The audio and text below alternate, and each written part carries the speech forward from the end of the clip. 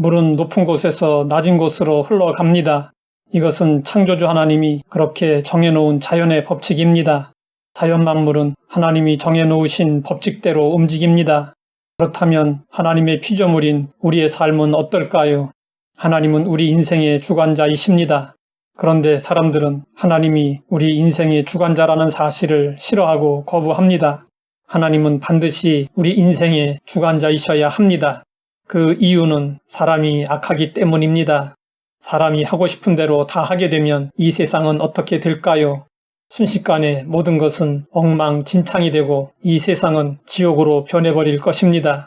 그래서 인간에게는 법이 필요합니다. 하나님은 태초부터 법을 정해 놓으셨습니다. 그 최초의 법이 에덴 동산의 선악과였습니다. 기차가 레일 위를 달려야 하듯이 우리는 하나님의 뜻대로 살아야 합니다. 기차가 레일을 벗어나면 전복이 되듯이 우리가 하나님의 섭리를 거스르면 비극을 맞을 뿐입니다. 선악과를 따먹고 에덴 동산에서 쫓겨난 아담과 하와의 후손들은 바벨탑을 쌓으며 하나님께 도전했습니다. 하나님은 더 이상 악을 행하지 못하도록 사람들의 언어를 혼잡하게 하시고 사방으로 흩으셨습니다. 요나는 하나님의 뜻을 알고도 자신의 뜻대로 밀고 나갔습니다. 그러다가 풍랑을 만나고 바다에 던져져 큰 물고기에게 삼켜지고 말았습니다. 인생길에 어려움이 있고 막힘이 있습니까? 그럴 때는 내가 지금 하나님의 뜻대로 행하고 있는지 돌아보아야 합니다. 그리고 내 생각과 고집을 버려야 합니다. 성경은 말씀하고 있습니다. 사람이 마음으로 자기의 길을 계획할지라도 그의 걸음을 인도하시는 이는 여호와시니라. 사람의 마음에는 많은 계획이 있어도 오직 여호와의 뜻만이 완전히 서리라. 하나님의 뜻은 병든 자가 건강해지고 슬퍼하는 자가 기뻐하게 되고 불안하여 떠는 자가 평안해지는 것이고 실패한 자가 성공하는 것입니다. 또한 하나님의 뜻은 무관심하지 않고 서로 사랑하는 것이고 미워하는 것이 아니고 용서하고 관용하는 것입니다. 가장 중요한 하나님의 뜻은 허물과 죄로 죽은 인간을 다시 살리시는 것입니다. 이 뜻을 이루시기 위해 예수님이 이 세상에 오셔서 십자가에 달려 죽으시고 다시 살아나셨습니다. 하나님은 이러한 모든 뜻이 우리에게 모두 이루어지기를 원하십니다. 그래서 우리와 함께 하시고 우리를 인도하시고 간섭하십니다. 하나님의 인도하심을 따르면 결국에는 잘 되게 되어 있습니다. 그러므로 불완전한 내 뜻을 버리고 완전하고 선하신 하나님의 뜻을 구하는 것이 참다운 지혜입니다. 우리가 살다 보면 내 뜻대로 되지 않을 때가 종종 있습니다. 그래서 속이 답답하여 고민하고 좌절에 빠질 때가 있습니다. 하나님의 계획 속에 있는 사람은 망하는 일이 없습니다.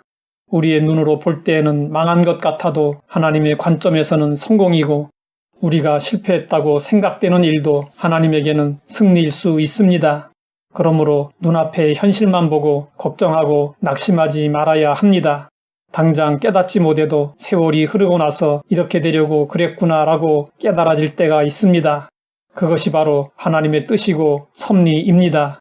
웨슬리 목사님 일행이 집회를 인도하기 위해 마차를 타고 가던 중 바퀴 자국이 많이 나 있는 좁은 진흙길을 지나가게 되었습니다. 마차 바퀴가 진흙탕에 빠지자 마차가 꼼짝하지 않았습니다. 마차에 탔던 사람들이 모두 내려 마차의 무게를 가볍게 해 보았지만 소용이 없었습니다. 마차를 움직이면 움직일수록 바퀴는 진흙탕 속으로 더 깊이 빠져들어 갔습니다. 웨슬리 목사님은 다음 마을에서 설교하기로 되어 있었습니다. 그래서 시간이 지체되는 것이 몹시 불안하고 염려스러웠습니다.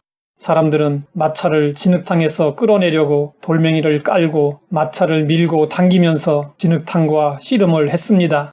웨슬리 목사님은 길 가장자리에 서서 초조하게 그 모습을 바라보고 있었습니다.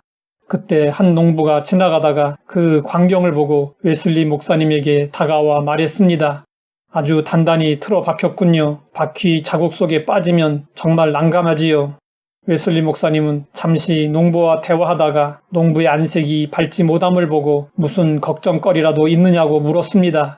그러자 농부는 금년 농사도 작황이 좋지 않아 소작료를 지불하기 어려울 것 같은데 설상가상으로 땅 주인이 소작인들을 쫓아내려 한다며 한숨을 쉬었습니다. 농부는 가족들을 데리고 어디로 가야 할지 모르겠다며 눈물을 흘렸습니다. 웨슬리 목사님은 소장료가 얼마나 되느냐고 물었습니다. 그런데 농부가 말한 소장료의 액수가 마침 웨슬리 목사님 주머니에 남아있는 여행 경비와 정확하게 일치했습니다. 웨슬리 목사님은 즉시 지갑을 꺼내서 그 농부에게 남은 여행 경비를 모두 건네주었습니다. 그리고 동행하는 동료들을 향해 우리 마차가 왜 진흙탕 속에 처박혔는지 이제 알았다고 말했습니다. 이런 일들이 빈번하게 일어나지는 않지만 우리에게도 가끔씩 찾아옵니다. 이런 경우 하나님의 섭리를 깨닫고 선을 행할 수 있는 사람은 복된 사람입니다. 하나님 아버지, 우리의 삶이 하나님의 뜻 가운데 이루어짐을 감사합니다. 늘 겸손히 행하며 하나님의 인도하심을 따라 살게 하옵소서. 예수님의 이름으로 기도드립니다.